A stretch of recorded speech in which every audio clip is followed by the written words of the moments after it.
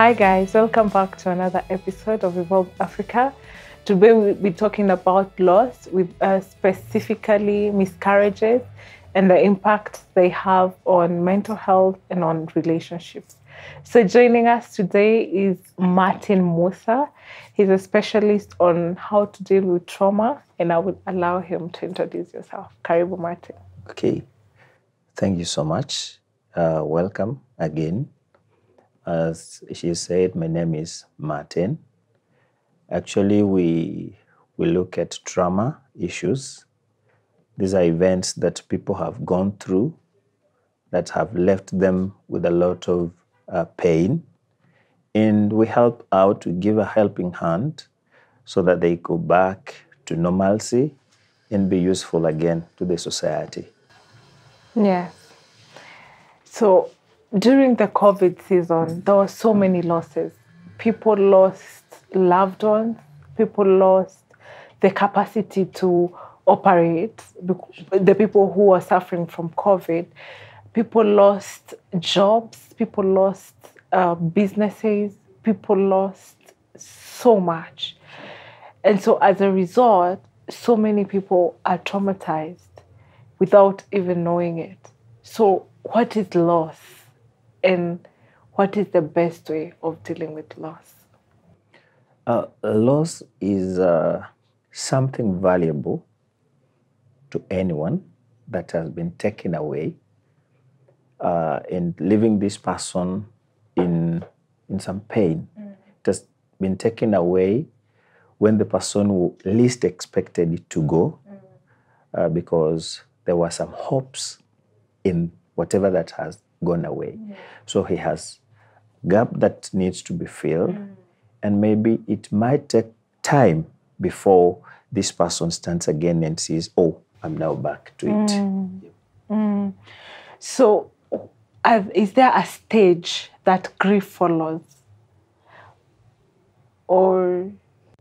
Yeah, grieve. Now, when we talk about grieving, grieving actually happens after someone has lost something. And as you've said in your introduction that loss can be, you can lose a family member, a child, you can lose a wife, you can lose a job, property. Now, when this happens to someone, it is not easy to some people. And if not taken good care of, it might lead to more damages. Somebody might lose life again. And it takes time for someone to stand again and be useful to the society. So when loss has happened to someone, we call their stages that someone goes through until this person has accepted that it has happened to me and I need to move on. Now, I'll look at around 3 stages. Stage 1 is what we call the stage of denial and anger. These are times when it has happened. Now, somebody is in disbelief that actually this thing has happened to me.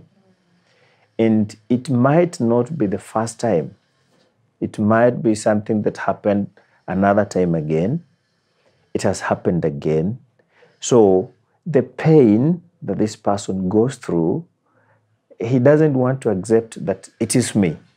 It is me that this thing has happened to me again. And I will say that when an event happens to you, it might not be hidden. The people who know, people who heard about it. So when it happens again, it is more painful to this person. When this person thinks that, what will people say? Again, it's like the problems are tailored for you. So it is so painful. So I don't want to accept that it has happened again. So it's a stage where somebody doesn't want to accept that it has happened. So someone is bitter. Somebody feels that, no, this is not okay.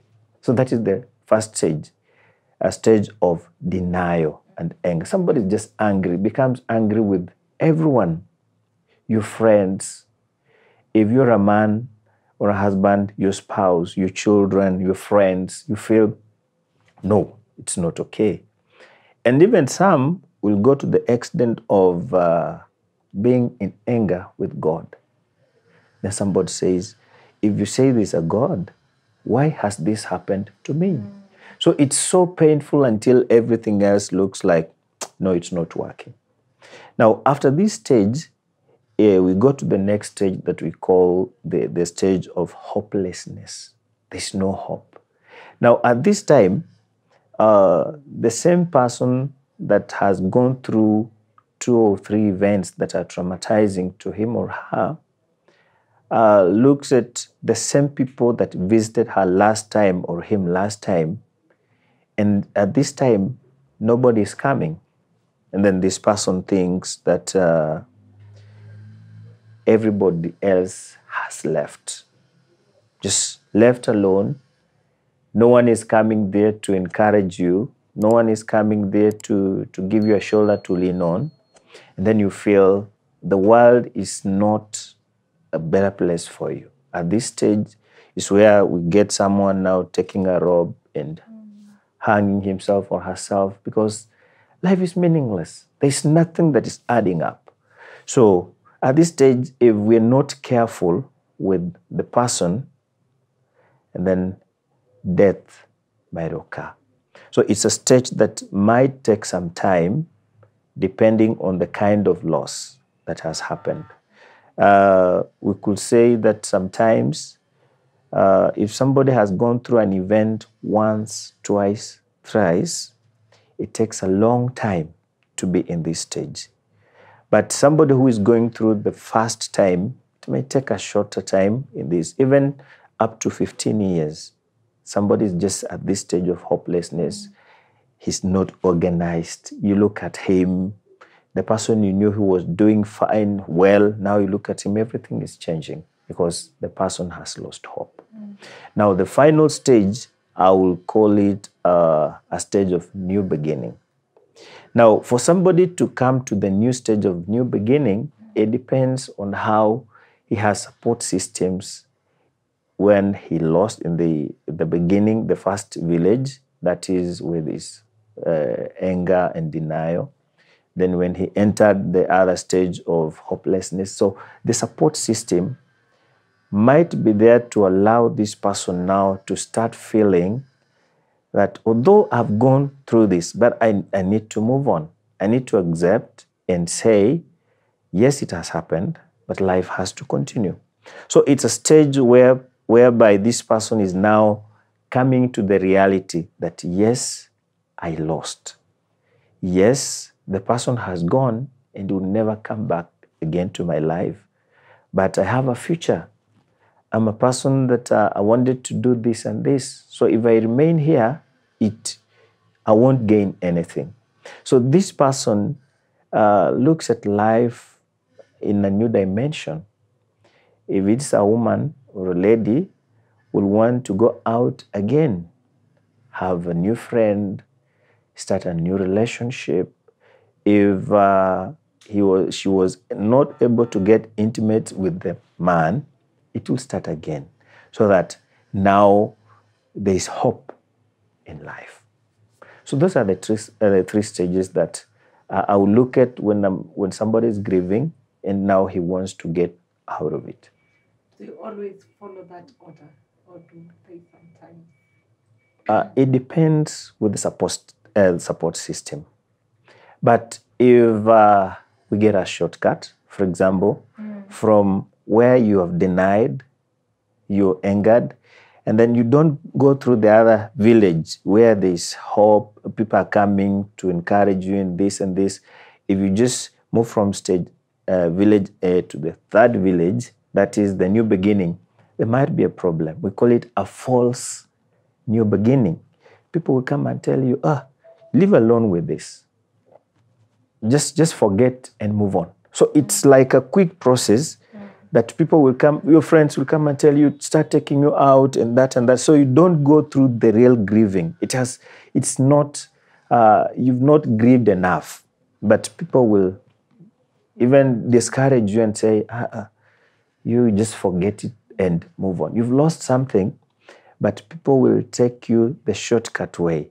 So when you do it the shortcut way, it has not fully matured, the grieving is not fully matured, it will have a problem. But if we go it systematically, it's a process, it's a path you go through.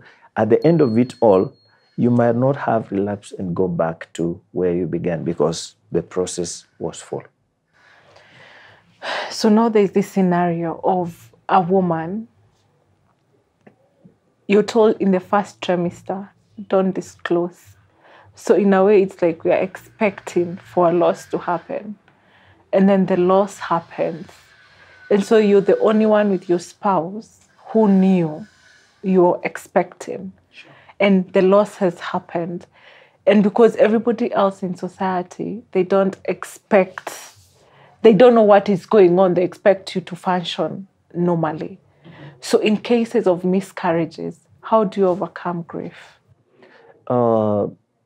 You've just put it right that in some places or some instances where you're told, wait until something is seen. But before it is seen, the worst happens.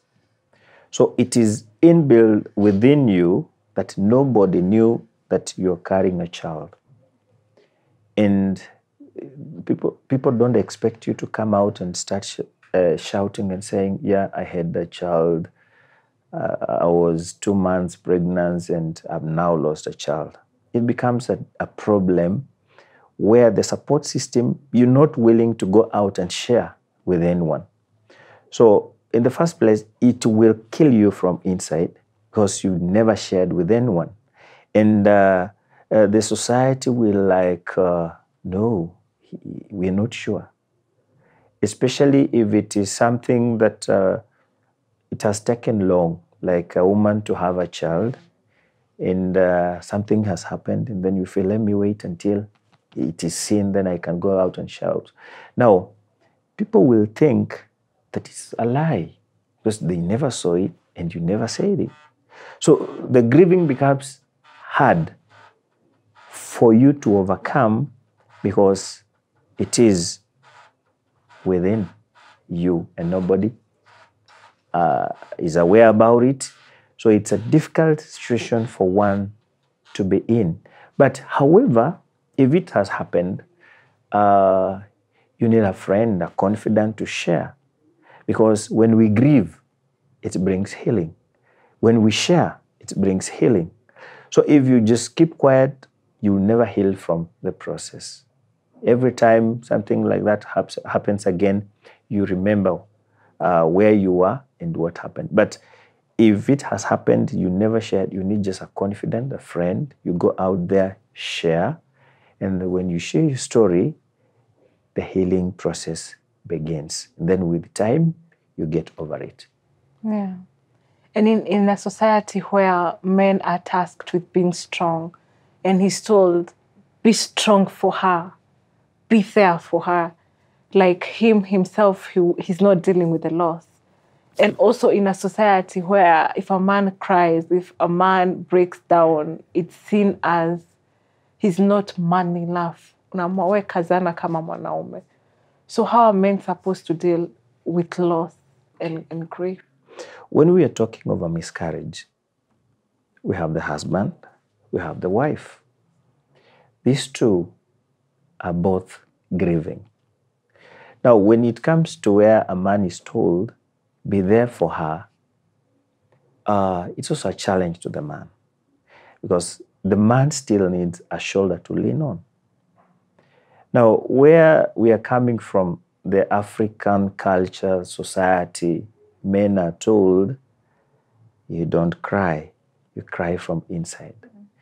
You, behind the tent, you cry and wipe your tears and then come before people and pretend that you're good, all is well. But that what is doing to the man is affecting the man mentally, and it can also lead to depression. Because if it happens, you need also someone to come and tell you, it is well, it will be well. But where people are telling you, be strong for her, and you're also weakling, you're also crying, it's a problem. But basically, grieving, crying, and people appreciate that, you've done it enough. That is what brings healing. But where the man is crying from inside, he never gets out of that until he opens up and also mourns, cries. That's when he also be safe. But without that, where the culture is saying, from our cultures where we are coming from, men's tears should never be seen before other men or even before a woman. So it's also a problem that makes a man to die earlier. Because the woman cried, people saw, consoled, but because the man was not seen crying, nobody will bother to tell you, be strong. No. It's inside and it kills you slowly. But a woman who cried and people were there just holding her shoulder and telling her, be strong, be there, we're here, the healing came fast. So the same way, man should not cry from inside. Let him grieve. Let it be seen. And a shoulder to lean on also will come. Yeah. So in a society where we don't know what to say when people are grieving, sometimes we go and tell a person, God needed another flower. It's in heaven. It is well. Take courage. What is the right way to console a person who is mourning? Okay. Sometimes we normally say, get the story. Allow the person to share the story. When you get the story, we say don't sympathize with the person, but empathize. Put on the shoe of that person and walk together the journey. Like you telling this person, I understand your story. It's not easy. I get the pain that you're going through. So that he feels that you're looking at it from his or her angle. Not that, you went through this. I guess it was so painful. How did you manage? Now you start scaring this person away. But you're telling the person, it happens. You might not be the only one. This world, these events get to people. But we have people that have moved on. If you have an example that is known, you can relate with that person. So-and-so went through the same, and now look at what he has done. So the future is bright. You don't have to stick here and remain here, but you can still move on because whatever happened, it happened. But you're alive here again. You need to pick up yourself and move on. Yeah. So it's taboo to talk about death. Even it's scary, But should you prepare people for your death, especially your family, your children, your loved ones? Should you? Will it make grief or mourning easier on them when it happens? I think when people are aware that you've prepared them enough, when you go, they will always say, he told us that he's going. So the healing process is faster to them because they always knew that one time you will go. And you set systems in place. Maybe when you're an old man, because we're looking at, you'll want to start talking about your exit when you think you've done enough in this world. That is, nobody expects something to happen before a certain age. So we are always hopeful that I will live up to until these years. So when that time is there, then you're now telling your people that I might not be long with you, but this is what I have for you. This is for you. This is for you.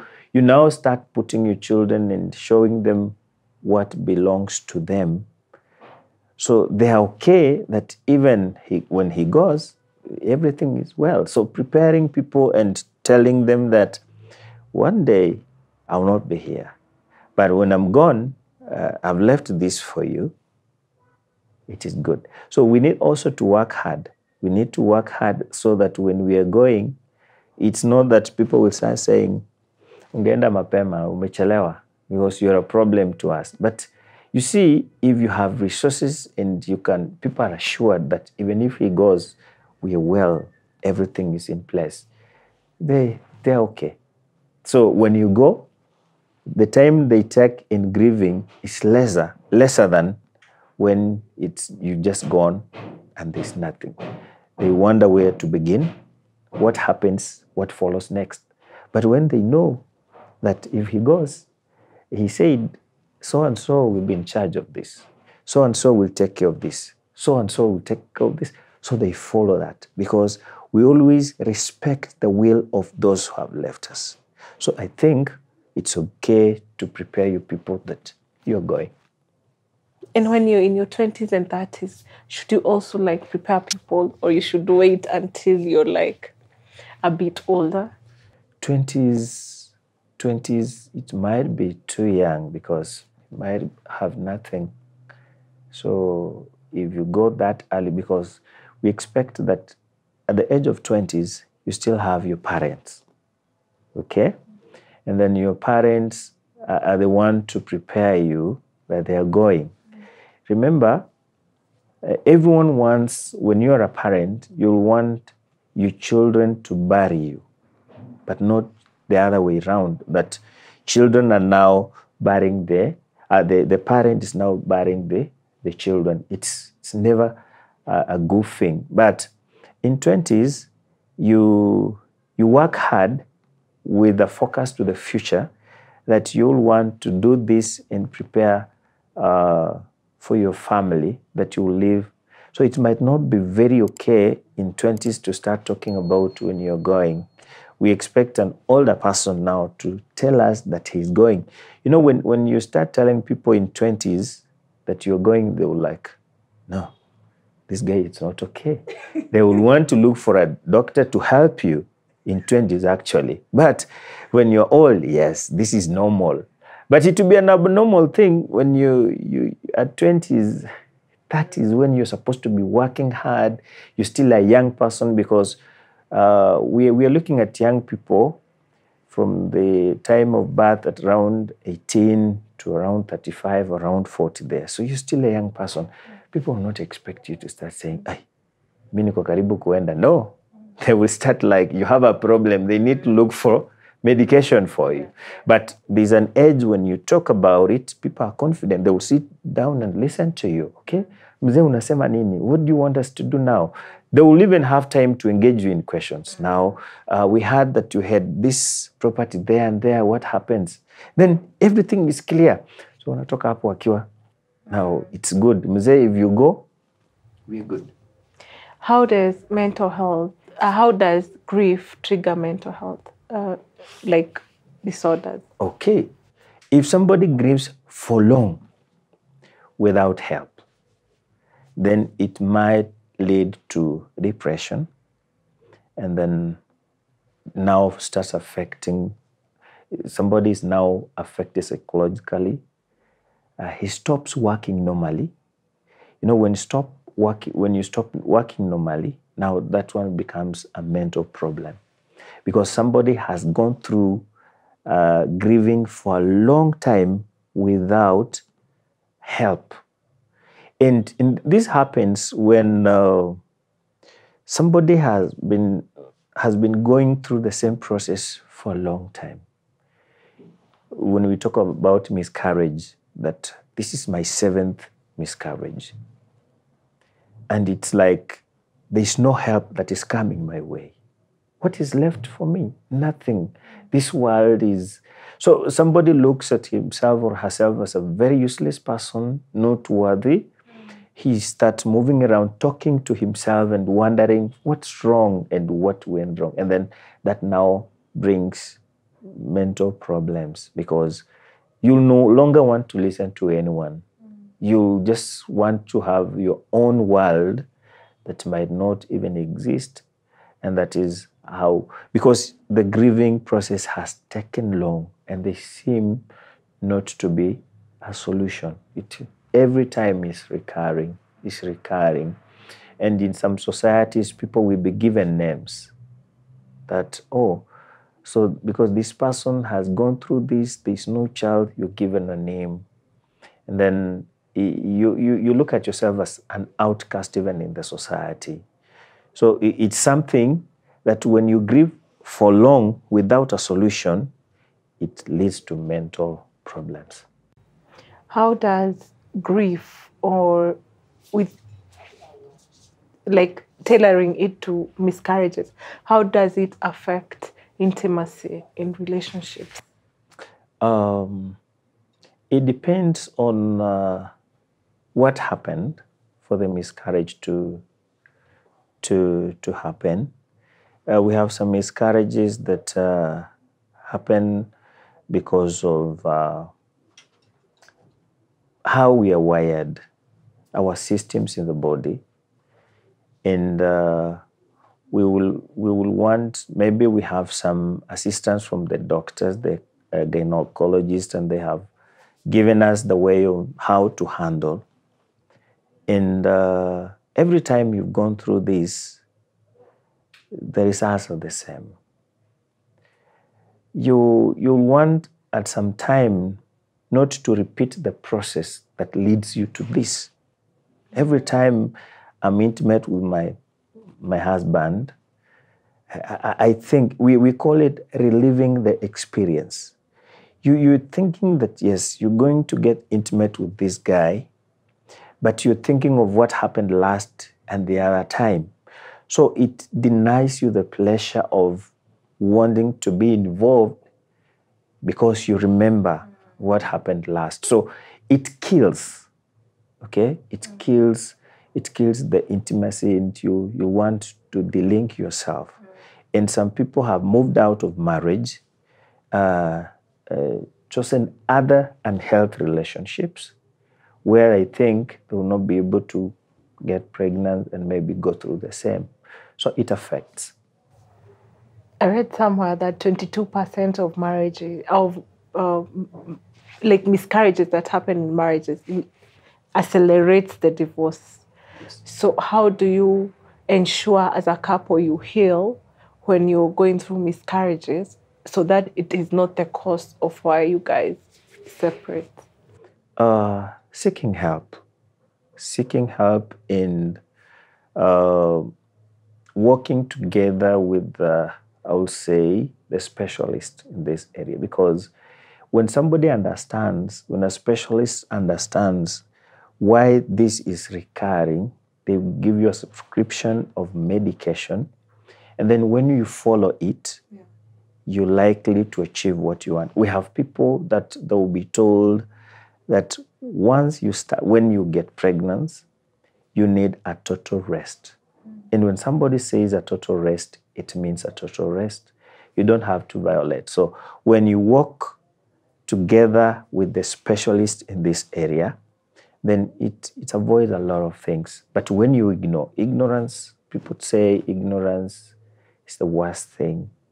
So, but if you have knowledge about something and you're told that follow this route, and then you follow it to the letter, it brings hope and restores. Even the issue of divorce might not be talked about it because we understand.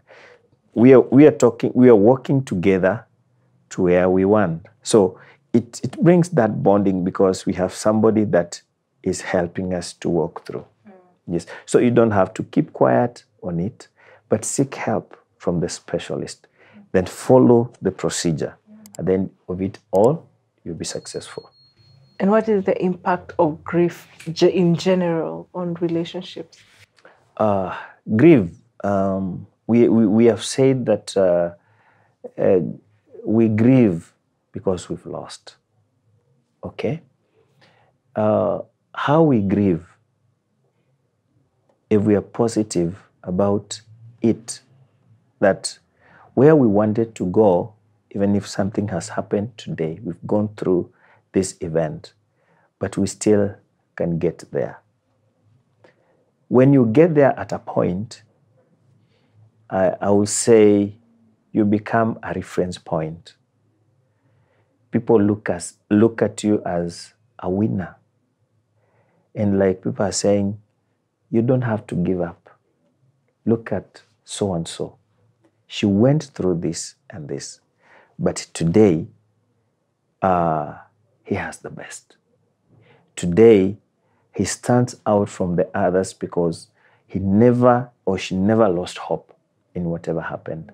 So it's in a way that when you go through and get to the end of it without losing hope or without going astray, you become a reference point.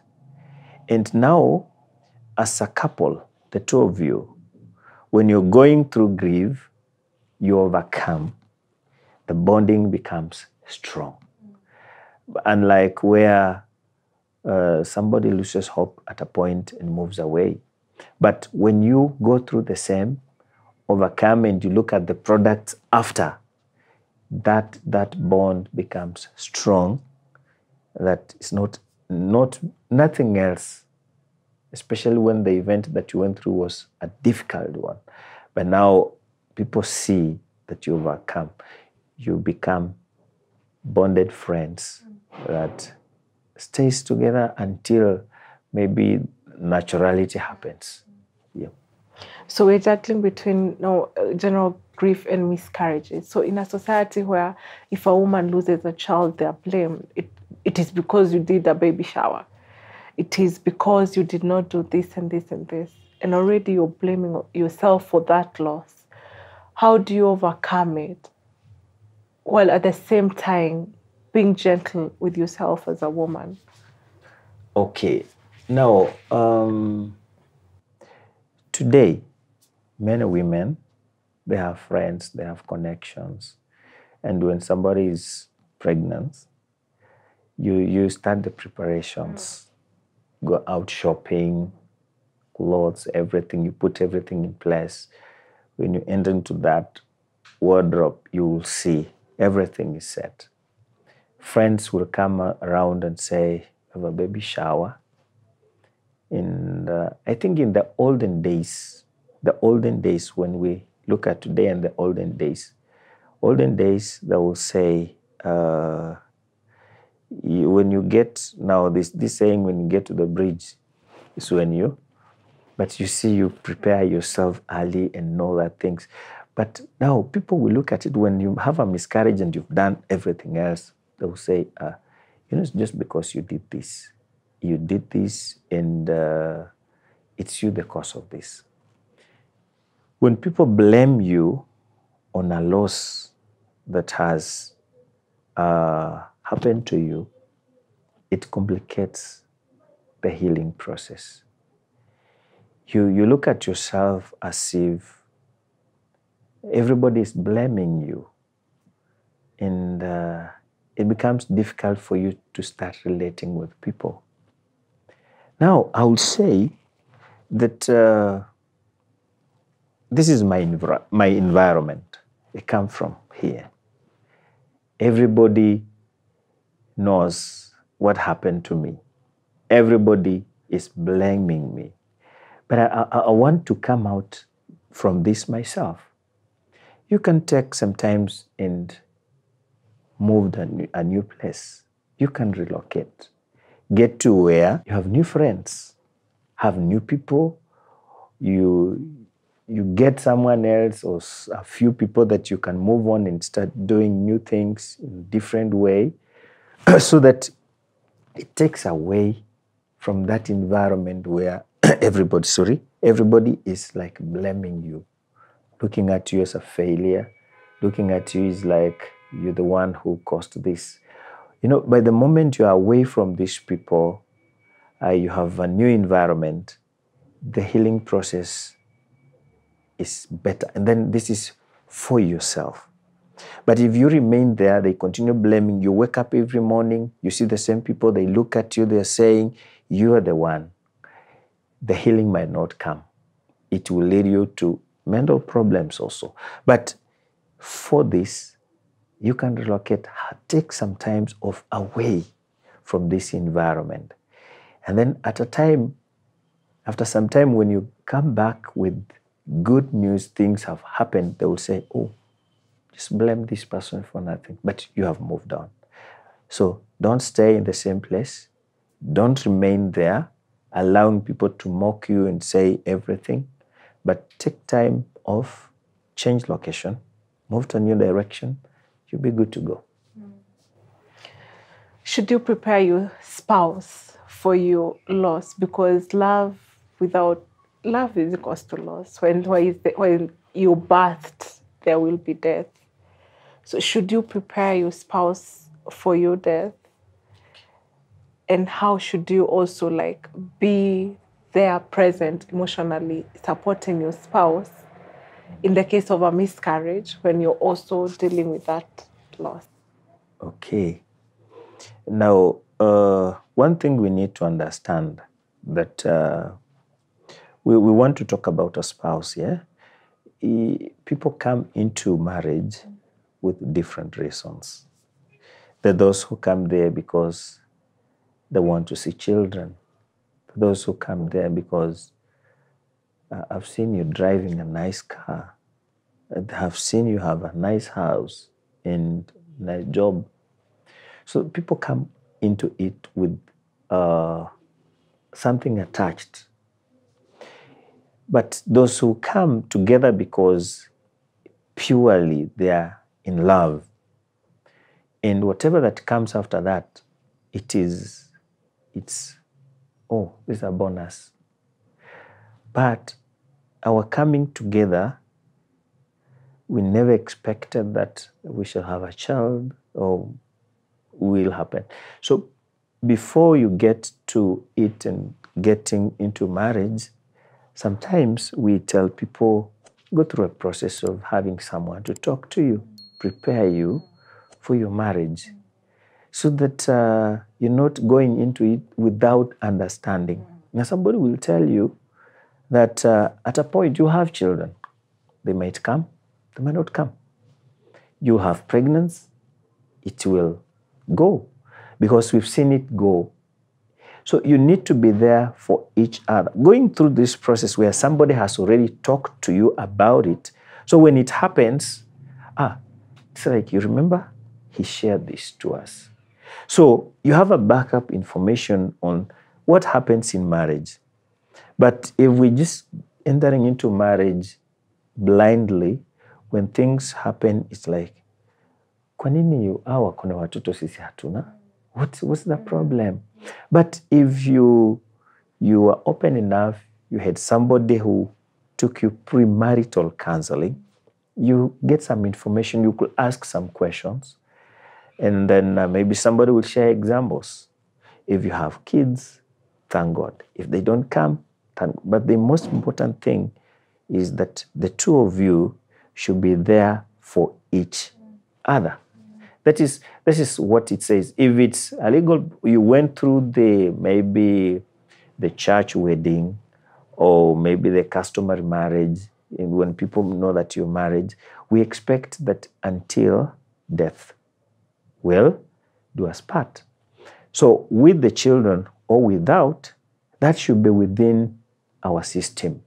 But if it comes, then it is not an easy journey, marriage. At a time you have kids, they have stages they go through, their sicknesses, their death. So you always, at the back of your mind, you know that anything might happen. So you are aware. But if in case you know about it and the other person doesn't know when it happens, it's like then you're the cause of these problems. So going through a process where you're prepared for marriage, I would say it's healthy. Yeah. Okay. So we would all wish to die after our children and when we are old, but sometimes it does not happen like that. We're in our 30s and people have passed and left little children.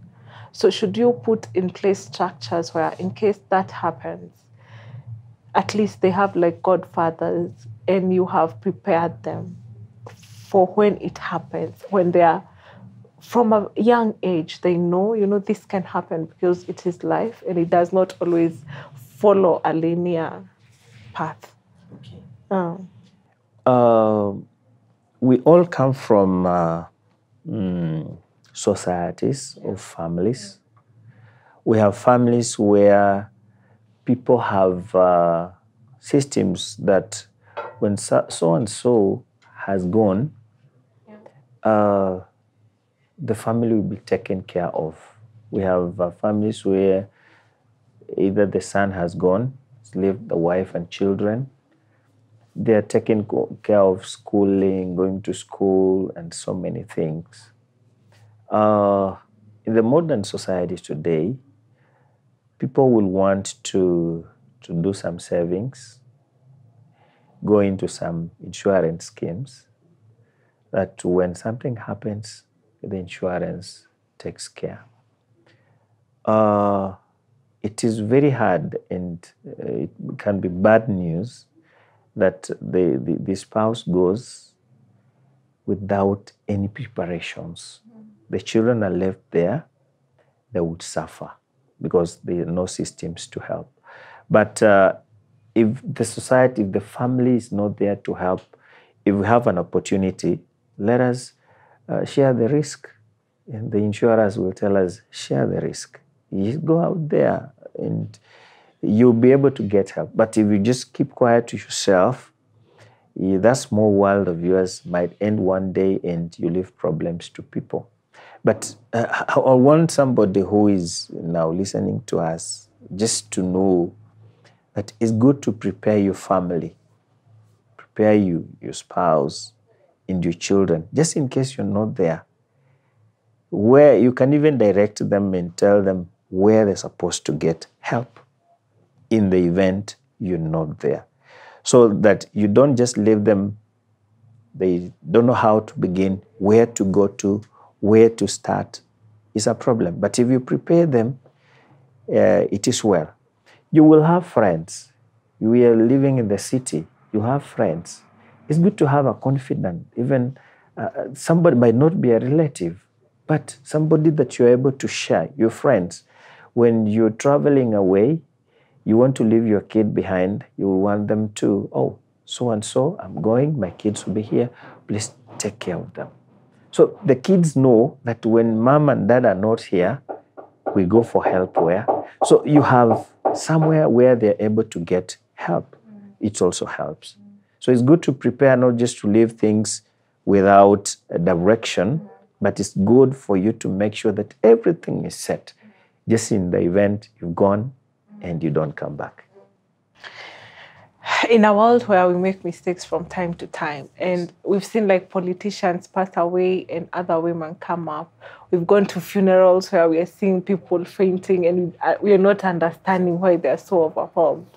So in a case where you had another family as a man, should you prepare your family to with the other, what should be the process in such a scenario where you're involved with so many people so that they don't come and increase the trauma for your family when you pass away? The problem happens when there are resources to be shared. But in the event where the man has gone and there is nothing, mkono mtupu, anasema nini na Kiswahili? There is nothing. You will never see someone fight. But when you go and you have some resources left behind to be shared and you didn't share before, that's where the problem begins. But a good man, what I believe, even a good woman, when you have more than one family, you will always want to sort them out. Like you have a house for this first family, you have a house for the second family, you have a house for the third family. Now, we talked about preparing your people when you want to go, and you're sure that my time is limited here. It's also important for you to have a conversation with these families and bring them together. It's healthy. So that so you've been my sister. You've been my brother. I didn't know. You know, when kids are grown up and they come together and to learn that, oh, you know, we hide this because we don't want people to know that I'll have another family somewhere. But, you know, when I'm gone, it's not my problem again. Mutajisort, mimi nishaenda. But a good person, as we are saying, prepare your people that you're going, you'll be away. It's important for you to think of a way of bringing them together. If you're not able and you have your parents somewhere, or somebody who is, because I want to believe that if you have another family, which you've taken to your people they know, maybe this other family is not aware, you take somebody who is respected in the family and try to bring them together. Because if you fear that there will be a problem, but at the end of it all, let them just know that, oh, this is it. It might bring some traumatizing issues, but if they go through, as we're talking about healing, is better than when you're gone and people are fighting over what you've left. But if you've prepared them well, hawa watoto wameenda shule, wamesoma vizuri, they have their own home. That's what we're talking about, preparing your people before you go. Nyinyi munakaa hapa, nyinyi muko hapa. Then even wakati unaenda, there's no problem, there's no fight. So it's important to prepare your family, that you're also going, and make sure that if it's possible for you to bring them together, you alone, do it. If it's not possible, then call a forum kule nyumbani. You say we have an event. Welcome wazee kadhaa, and then nakuja wanajuana, wanakaa, nasema, oh, so this is what was it? Watalia kidogo, but at the end of it all, the message is home. Does grief ever end? Like, will you reach to a point and you're like, I'm not grieving anymore? Because people are always like, Bado, you're still grieving. You know, like, I get over it. We can say grieving has ended when you know, when you're grieving, there's things you will not do. Okay? You'll not be able to do some things. It holds you back. But by the moment you move on and start doing new things that you could not do it because of the loss that happened last time, we say that you moved on, you're no longer grieving about that thing because it did not stop you to go on or to do whatever you wanted to do. But people will say, you're still here, you're still crying, because you're not able to do something else. You're just doing the same things. People came, you're just there, you're crying, you don't have a new cloth, you just there. That's when we'll say, huyu bado anafanya nini? Analia. But when you start doing things, new things, you remember we talked about then the last village, the village of new beginnings. Life is normal. You're moving in. You can still remember, but it doesn't affect you. So you're no longer being held up by the grieving of what happened last time. Like somebody, just an example, somebody got an accident, he had bought a new car, and it just went, it was nothing else. And then the insurance company restored this person again. So you see him moving around and driving again. It means he's moved on. It's the new dimension. It's you who will come back and just remind him, oh, kumbe you. So that is how people go back. But you have moved on. You're doing things in a new way, new things in your house. Your house was burned down. You build another house and things are moving on. Then we shall say that actually that grieving didn't affect you in a way. Can something positive come out of grief? Yeah, positive. I said that you will become an icon. You'll become a reference point.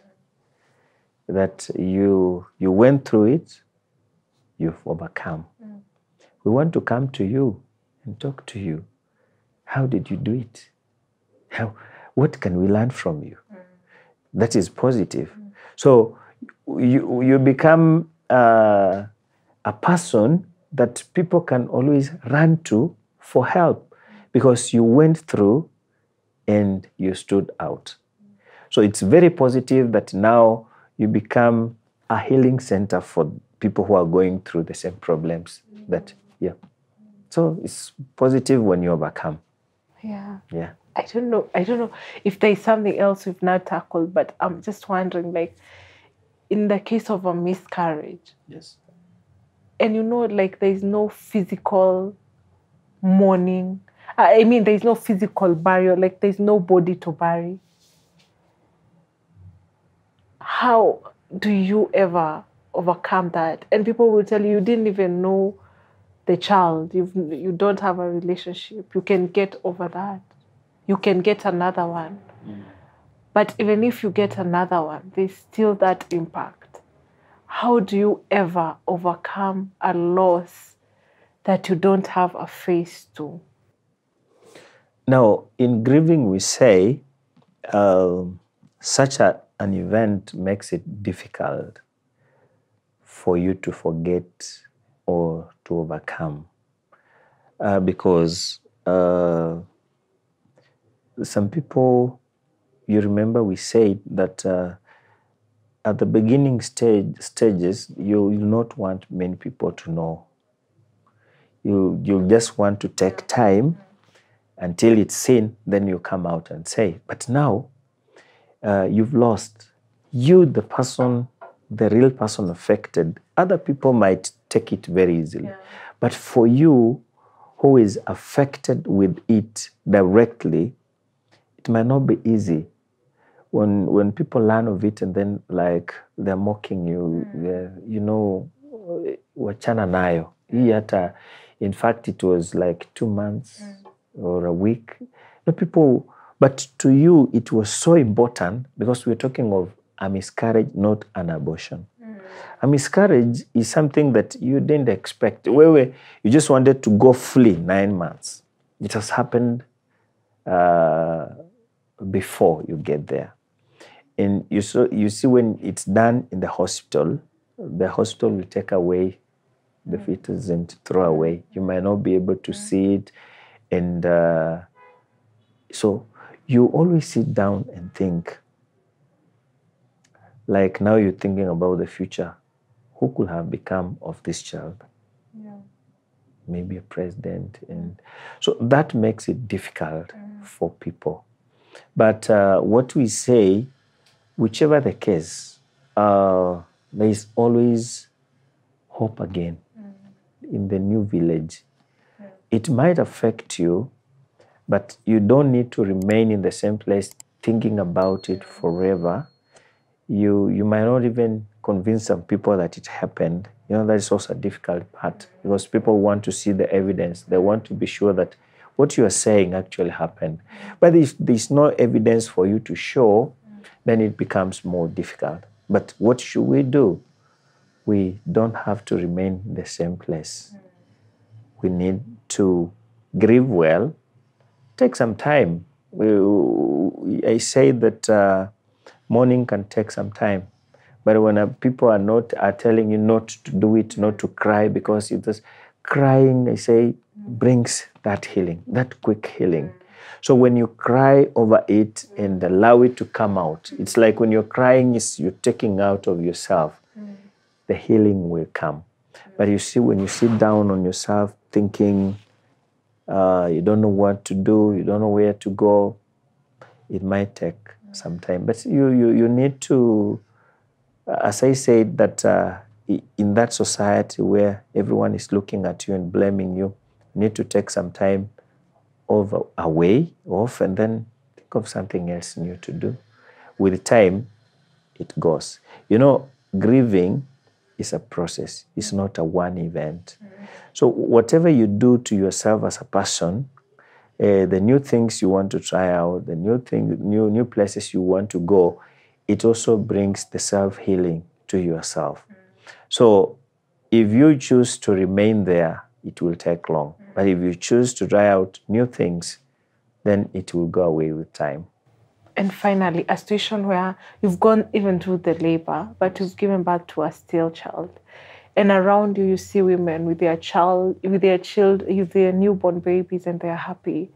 And in Kenya, I think they're all received, like you all recover at the same place, whether you've lost your child or whether you've given successfully, like your child has survived, apart from a few hospitals. So how now do you overcome that? Well, you're dealing with loss and you're surrounded with happy mummies. Yeah, with their bundle of... It's just the same thing, that a loss is just a loss. As I said, if it's something that has recurred several times, becomes difficult for you to come out of it. But the process of healing, it is just the same. A loss might be a minor one, a major one, but if we go through the same process of healing, these stages, you might not be able to accept it, especially when you're looking at other kids moving around and walking around, and you think their son or daughter will be this age, they go to school. You will want, it's a denial. You feel bad about it. But if you grieved well through the whole stages up to the end, and at the end of it all, you have another child yourself, that replaces the grief, and then you accepted and moved on because something new has happened to you. So it's just a way we should understand that we go through the whole process of grieving. When we get to the end and new things happen to us, then it gives us a new dimension in things. So it's just the same thing, whatever, if whichever, was it a stillbirth, was it just a miscarriage that you saw nothing, maybe you didn't even know the sex of the child and that, but the process we go through of healing is the same. Yes.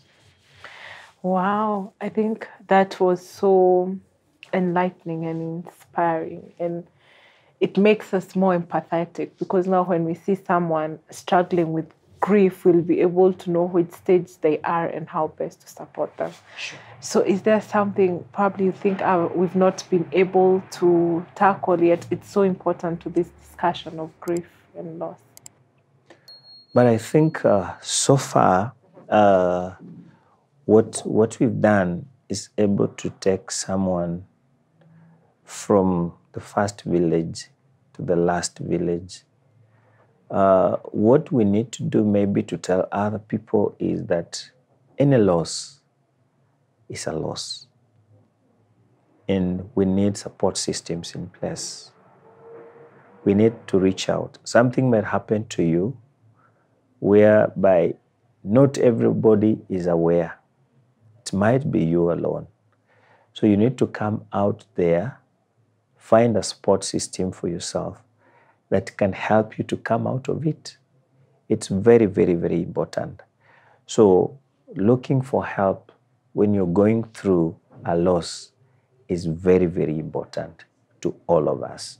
We don't have to go through an event, sit on it, and maybe wait for assistance to come. We need to come out, look for assistance for ourselves so that we are able to move on, because help is all over. But if you keep to yourself, then you might not be able to get that help outside there. You might remain in the same position for a long, long, long time, only to realize that if you got someone to share, it takes a shorter time for you to go back to normalcy. Yes. I forgot to ask, is there a fee if someone would like you to take them through the grieving process? I'll not say per se like there's a fee, but sometimes that just giving ourselves back to the society to want to help. And at the end of the sessions, at the end of talking to someone, and you know, somebody who's grieving, it's like you're putting yourself in that. And the joy of a healer is to see this person move, walk, and do things in the right way. If this person comes back and say, thank you, you will always say, thank you again. If somebody appreciates what you've taken her or him through to the end and comes back and say, have a cup of tea, you won't say no. But actually the joy of this is to see someone work and doing or serving the society again. Yes. But I know out there are people who do it at a fee. I know there are many centers that people who have gone through such events will want even to go stay there, board for some time. And when you go to stay at a place, of course, there's a fee. You need to feed, where to sleep. Maybe those will attract some charges. But for us and for me is to see this person working again and strong in the society. Thank you so much, Musa, for your time.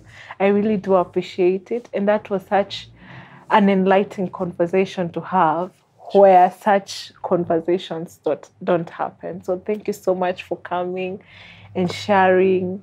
It was so, what did I say? It was so mind-blowing. Thank you.